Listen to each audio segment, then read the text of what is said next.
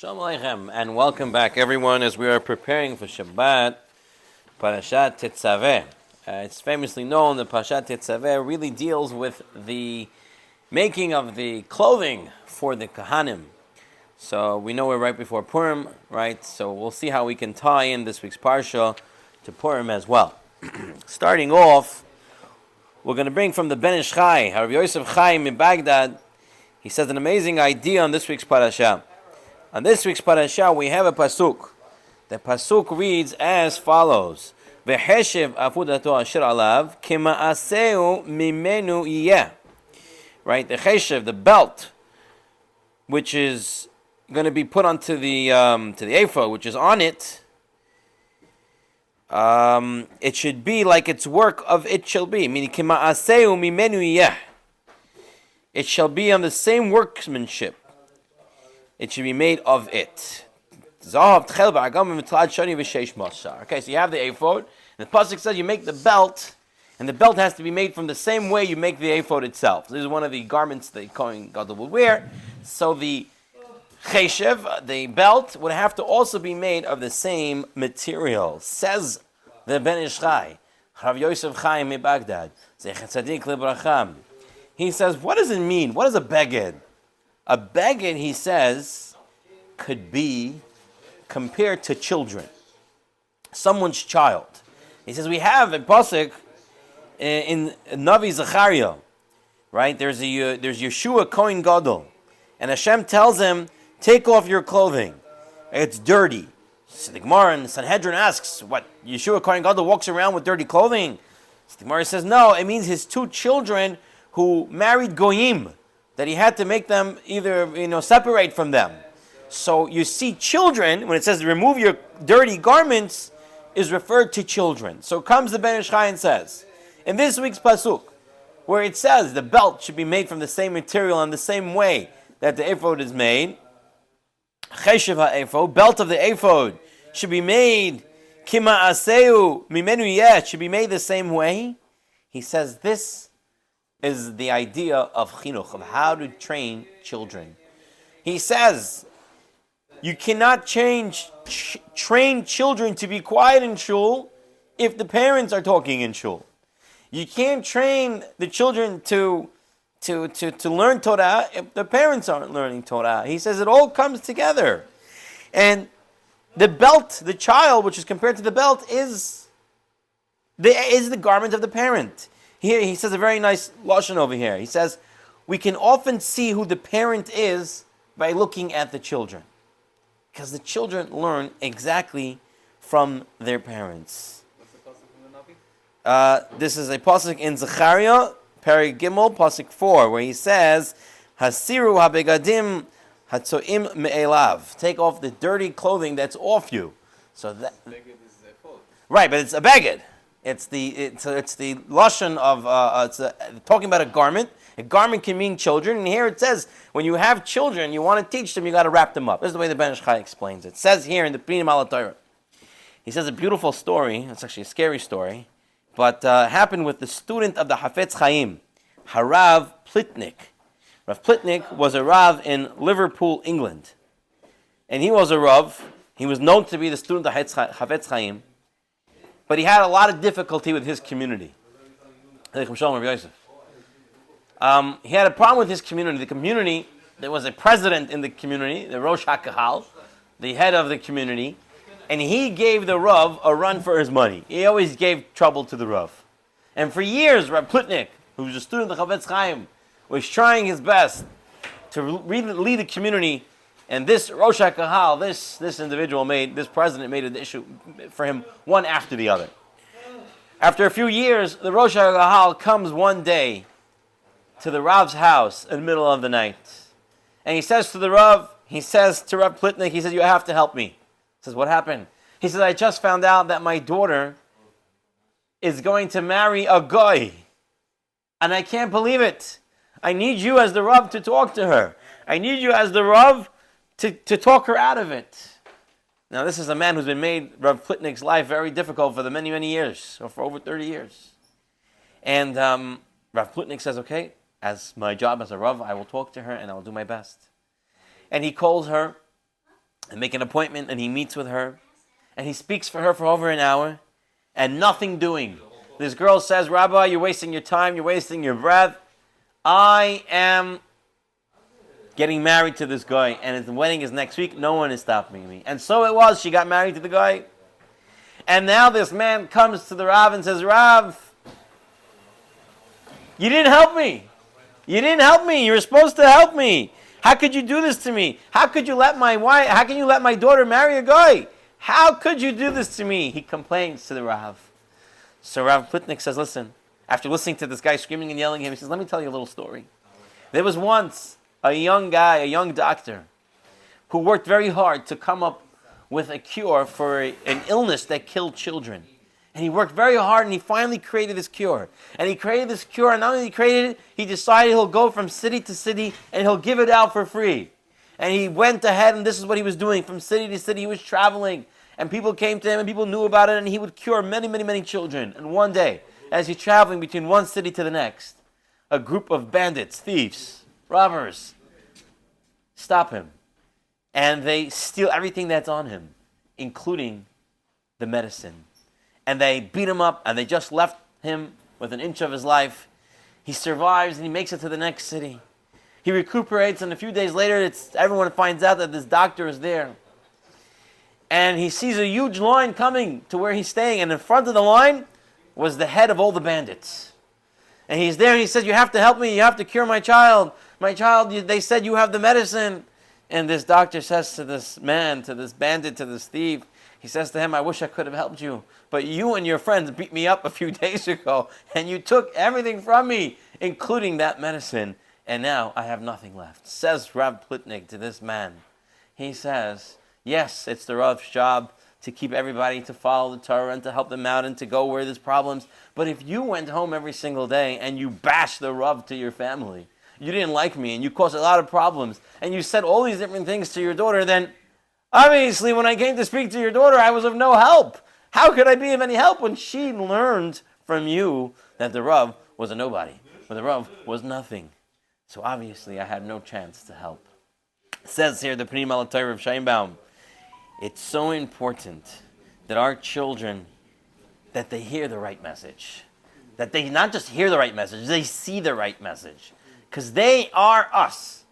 What the children are doing, he says here, we often see who the parents really are by looking at their children. So this is an important. This is not necessarily 100. This is not 100% in all cases. Let's say you have two kids going up the dara. But it is in many cases somewhat indicative of what's going on. This is from the Ben Ish Chai. This is the Pnim al Torah. Let's move on to another lesson on this week's Parsha. Okay, so we have all the clothing that's going on over here that that is being worn. One of the garments was the me'il. The me'il was a long blue woolen robe, and at the bottom of this robe were several dozen bells. And the Torah says, why were there bells there? Okay, so let's read the pasuk. The pasuk says, of Ahaya Aharon l'sharet, right? It should be on Aaron when he's walking around in the Beit HaMikdash. V'nishma kolo b'va'o el HaKodesh lefnei Hashem v'tzei tova lo yamut. So it will make known that he's coming in and he's coming out, and this way he won't die. So if he doesn't wear the me'il with the robes on, and he does the service, he dies. And if he wears it, he's not going to die. And it's in order for everyone to hear. In order to, it should be heard when he's walking in to HaKadosh Baruch Hu. Says, we have to think about it for a second. What is the lesson that we're learning from here? There's a Midrash Rabbah in Vayikra. And the Midrash says a very interesting story.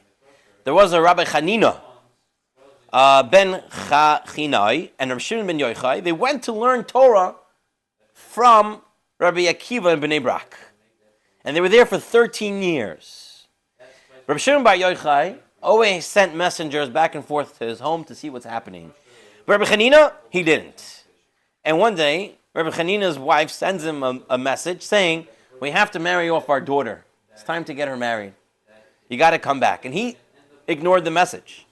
Somehow Rabbi Akiva heard about the message, either through Ruach HaKodesh or wherever. And he said, anyone who has a daughter to get married should go home and take care of it. So Rabbi Hanina realizes that Rabbi Akiva is talking to him. He gets up and he goes home. He goes back to his town, he goes back to his house, and he sees that his house is not his house. His family's not living in there. So he doesn't know where they are. He says, I'll stay by the well, and I'll see when people come, and he hears that someone is talking to a girl and says, the daughter of Hanina, fill up your jug and go home. So he follows his daughter home, and she walks inside, and he walks in right after her. Right? And his wife looks at him. The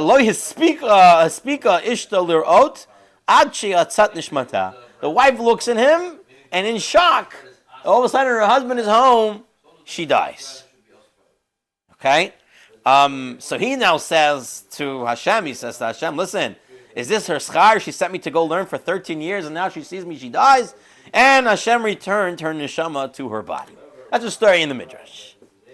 Says Reb Shimon Bar Yochai, there are 4 things that Hashem hates, and we hate them too. I'm not going to go through all 4 things, but one thing that he says is this idea. V'hanichnas liveito pit'om, to walk into your house all of a sudden. Hashem hates. That's what he says. Reb Shimon Bar Yochai says that Hashem hates when someone walks into a house unannounced. And this is talking about your own house. How much more so in your friend's house? You can't just pop in. That's why, then the Me'il, there was those bells. You can't just pop in. You got to make a sound. You got to make a noise. It says over here, when Rabbi Yochanan would go up to meet Rabbi Hanina, he would emit a sound. He would make sounds in order to make his presence known. Rabbi Akiva, talking to his son Rabbi Yeshua in Mesechet Pesachim and Daf Kuf Yud Bet on 112. Rabbi Akiva teaches his child 7 things.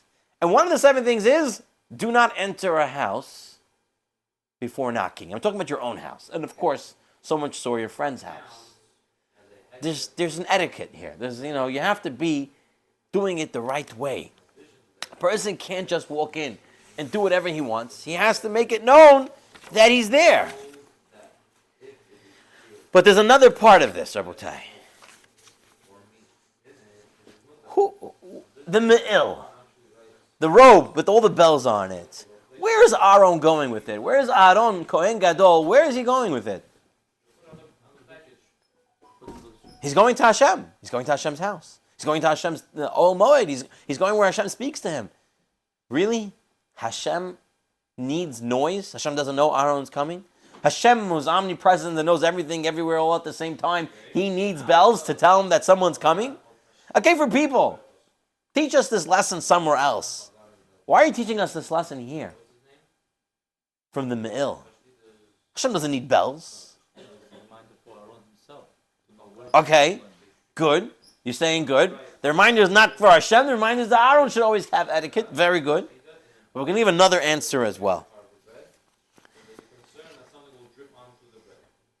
The Mefarshim explained that sometimes what happens is when a person is doing something holy and something good, they think that they can trample upon everyone else's kavod, that etiquette is no longer important, that derech eretz is no longer needed because I'm doing something holy. Says the Mefarshim. That's why we want to put the noise on the Me'il. Even when Aaron is going to the Kodesh Kodashim, the highest thing. And you're right, Hashem doesn't need it. However, etiquette, derech eretz, still needs to be in place. Here they say a story that there was a group of students who wanted to go to a certain rabbi's yeshiva. So they went there, they went for an interview, and they spent a day or 2 in the yeshiva, hoping to get admitted to the yeshiva. And after spending about 2 days there, the chacham, the sage, said, I accept everybody here except for one guy. And he pointed to the young man who's not going to be accepted in the yeshiva. And this young boy started to cry. He said, I don't understand. I'm just like them. I also have a good head. I also want to learn. And the Chacham said, when you washed your hands before coming to my table to eat with me, you couldn't find a towel. So you wiped your hands on a coat that belonged to one of your friends. Being in a hurry to hear words of wisdom does not exempt you from derech eretz. If you were true Talmid Chacham, you would never have done such a thing. And as such, you are not accepted into my yeshiva. That's the idea, Rabotai. The idea is that no matter what you're doing in life, etiquette, derech eretz, is never thrown to the wayside. It has to be done correctly. There was once a young widow who entered Reb Shlomo Zalman's study. And she was very, very, upset and very much stressed out. And she said she's very lonely, but she wants to do something for her children. She wanted to do something for her husband who passed away. She says, maybe I should make a gemach, a free loan fund, or should I donate books to the yeshiva for my husband? What should I do? I want to do something in the zachut for my husband. I want to feel like I'm doing something for my deceased husband. So what did Rabbi Shlomo Zalman tell her? He said, this is what you're going to do. You're going to take that money that you want to buy books and donate and do things, and you're going to go and buy some toys for your children. And you're going to go and take your children on a trip. And you're going to take them to the park. This is the tikkun for your husband. This is the tikkun. The Kohen's thoughts, even though he's going into the Kodesh Kedashim, he has to remember Derech Eretz. You have to remember what's here. You have to remember what's doing right now. The children need to be taken care of. Yes, the father needs a zachut, but through his children growing and becoming wholesome and becoming good Jews, that will be the biggest zachut for him. Yeah, we have to think what we're doing. Sometimes we think this is a holy endeavor and that's it. I'm just going to do it. The idea here, that's not that way. You have to think into it. Let's move on to our third lesson from this week's Parshat. So we'll start off talking a little bit about Adar. In Mishlei it says, Simcha le'ish, happiness to a person, b'ma'ana piv, when he afflicts his mouth. Says the Noam Elimelech, an ish tzaddik. How does he become a tzaddik? He has to watch his mouth by not talking. Says here Rabbi Biderman, you should know that when a person keeps quiet, this is a segula for happiness. He says, I'll prove it to you. Every chodesh, right, every month has a certain zodiac sign. What is the zodiac sign of Adar? Fish. Right? You see a lot of time Adar have fish. Right? He says, what's fish? He says horses make neighing sounds. Right? All different animals make all sorts of sounds. Donkeys bray, horses neigh, lions roar. Right? Cows moo. He says, what about fish? Fish don't make any sounds. Fish are in the water. They don't make any sounds. Fish can't talk. Fish don't make sounds. He says that's why Chodesh Adar, which is a month of Simcha, Mishenichas Adar Mabim Simcha, has what? Has fish. Because you're supposed to be quiet like fish. It saves people from machloket. It saves people from all sorts of problems. You know, the Gemara says in Masechet Megillah, Leka di Adar lishanab bishan kehaman. There was nobody who knew how to say Lashon Hara like Haman. Right? Haman, he said, listen, Achashverosh, there's one nation, they're spread out, right? They don't eat your food, they don't keep our holidays. You know how to make the sound very bad, like the New York Times, right? You know how to make the Jews look bad. He used his mouth to try to destroy the Jewish people. How did we survive? How do we become successful and survive Haman's Gezerah? Very simple. By not talking, right? Lo hagida Esther et amo Moldata, she didn't say which nation, where she was born, because Mordechai said, Ki Mordechai tziva aleya, asher lo tagid. She didn't talk. That's how she survived. That's how the whole miracle happened, because she didn't talk. And a lot of times people just want to talk. But the idea is, Adar is a month of keeping quiet. It's being a fish. Keeping your mouth shut. It saves you. It keeps you from mahloket. How do we see it in this week's parasha?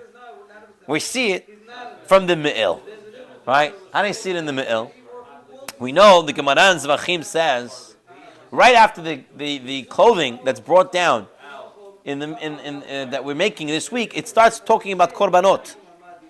What's the connection? So the Gemara Zvachim says, just like korbanot bring kapara, bring atonement, so does the clothing of the Kohanim bring atonement. So says the Gemara, the Me'il brings atonement for what? For which Avirah? Lashon Hara. Just like Lashon Hara is chatter, so to the Me'il that makes the noises, makes a kapara for Lashon Hara. Says the Alshich. In Pasuk it says, Pa'amon zahav verimon. You have a pomegranate, and then you have a bell, and then another pomegranate, and then a bell, and a pomegranate, and a bell. That's the way it was in the Me'il. One pomegranate, one bell. One pomegranate, one bell. What? It looked like out of material. And a bell next to it. But then the Pasuk says, Upa'amonei zahav betocham. The golden bells were between the pomegranates. Right. If you have a bell, pomegranate, you can say either the bell is between two pomegranates, or you can say the pomegranate is between two bells. But the Torah says the bell was between two pomegranates. Says the Ashlich. Why? What does the Ashlich say? The Ashlich says the pomegranates, they are like the mouth, and the bell is the tongue that talks. So what are you supposed to do? The Ashlich says twice be quiet as much as you talk. So if you talk one word, you should be quiet for two. If you talk 1 minute, you should be quiet for two. That's what the Alshich says. Why? Because that's the way you're going to stop saying Lashon Hara. Less you speak, the less Lashon Hara, the more kapara you're going to have. That's what the Alshich says. And we have the Gemara that talks like this. The Gemara Megillah on Daf Yud Chet says, Mila Basela, a good word is worth 1 coin, but mashtuka betrein. But keeping quiet is worth 2 coins. Right? It's always better to keep quiet than to talk. But Rabotai, it's a very interesting lashon. The Gemara says mashtuka, from being quiet. It doesn't say shtika. Quiet is worth 2 coins. It says mashtuka. So says the Baba Rebbe. He says, you know what this means? When it says mashtuka is worth 2 coins, it's not shtika. It's not being quiet. But rather it means talking after being quiet. What does that mean? To think what you're about to say. Well, I remember having a 6th grade teacher, Mr. Contersi. He was a guy, but he was a very smart man. And he once said, before you talk, think what you're saying. Do you need to say it? Would your parents be proud that you said it? And it's important to say. And if it checks off all 3, then say it. That's what the Bava Rebbe here is saying. He's saying that speaking a good word is worth 1 coin. But speaking after stopping and thinking, that's worth even more. And not only you speak, you stop thinking, you quiet before you talk, but you quiet after you talk to think, what did I just say? Did it make sense? Did it hit the right way? Do I have to say it again a different way? A refined waxman, Shlita, shares a story that happened with him when he was a child. He says one day after yeshiva, all the boys went on the bus, on the city bus, and they started talking, one thing led to another, and they started talking about a certain rich man in the community. how he wasn't so careful like this, and he wasn't so careful with the mitzvot, and he didn't pray, and this and that. And in the end, they see that this man's son is sitting in the front of the bus, and he heard everything. And he was all red in the face, embarrassed, and said, I can't believe you guys, I'm not mochel you, and he ran off the bus. The fine waxman says, now imagine one of the boys runs off the bus and walks over to him, and this guy, the son who's all, embarrassed, says, leave me alone. He says, no, I need to ask you something. He says, no, I'm not mochel you, I don't care. He says, no, I need to ask you something.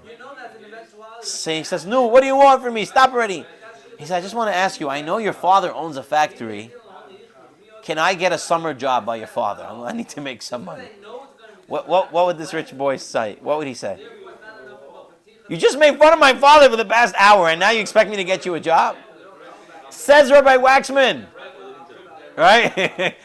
Says Rabbi Waxman. This is the same thing that happens with us every single day. We speak Lashon Hara. We're hurting HaKadosh Baruch Hu, so to speak. We're hurting Hashem. Hashem says, don't speak Lashon Hara. Then people complain about God. People complain about Hashem's children. And then they come to Tefillah and they say, Hashem, give me this, give me that, give me this, give me that. How? So that's why the Pasuk says what? You have to walk with the Me'il into the Kadosh. Why? The Me'il represents keep your mouth shut. Talk only good stuff. Don't talk nonsense. Think before you talk. Because if you want Hashem to hear you, then you have to know how to talk. V'nishma kolo. Then your voice will be heard. If you keep quiet when you're supposed to, and you talk when you're supposed to. Rabotai, I want to end off with one last idea. Now we just said that quietness is important. It brings you simcha. It brings you kapara. Talking when important is worth even more. And this is the idea, Rabotai. The Me'il was a kapara because it made noise.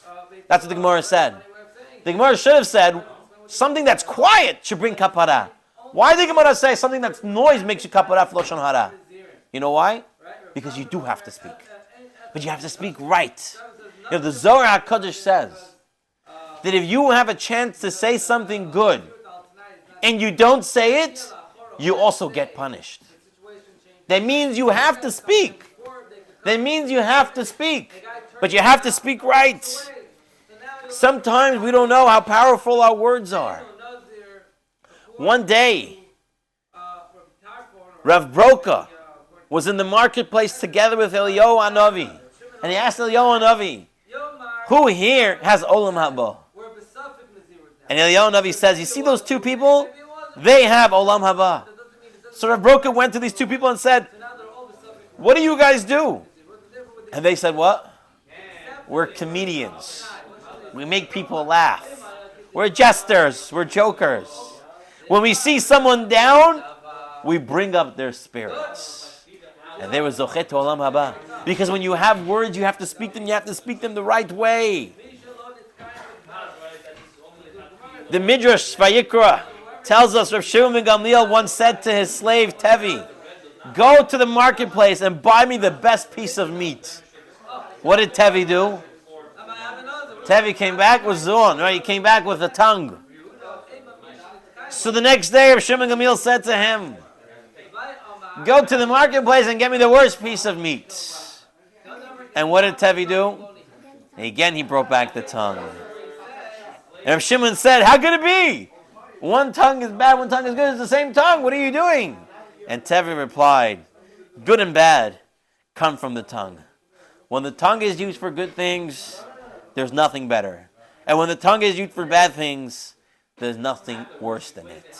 So Rabotai, to quickly review the three lessons that we learned from this week's Parashah.